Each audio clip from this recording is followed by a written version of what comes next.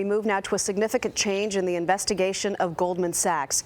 Prosecutors this morning have begun a probe that could lead to criminal charges if they find evidence that anyone at the investment banking giant committed securities fraud. It was just 2 weeks ago that the SEC sued Goldman in civil court, accusing it of defrauding investors.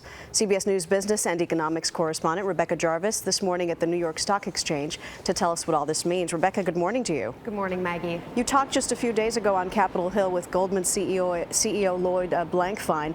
Did he give you any indication then that the possibility of this going this far, of now leading to a criminal investigation, had even entered his mind?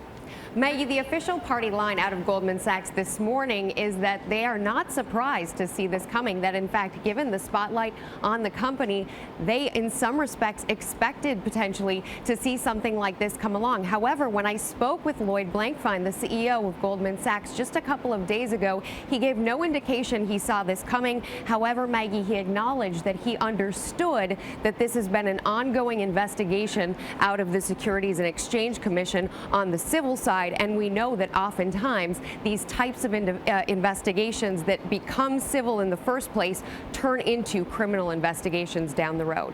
So what do you think can be read into the fact that the Justice Department even decided to launch a criminal investigation?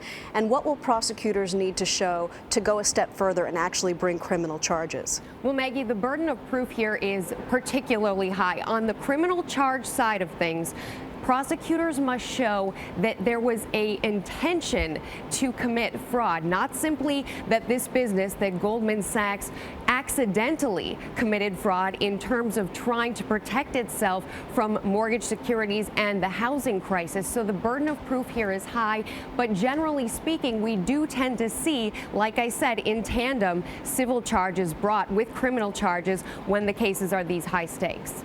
As we know, the SEC is investigating other banks as well. Does this development involving Goldman, you think, affect them?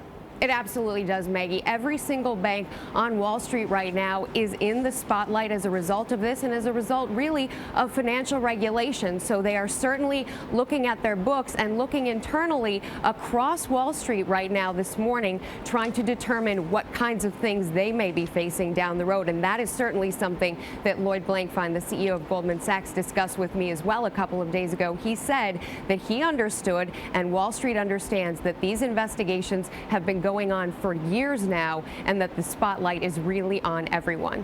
All right, the question is, where will it go? Rebecca Jarvis at the New York Stock Exchange. Rebecca, thank you. Thanks. A lot happens early on The Early Show, weekday mornings on CBS.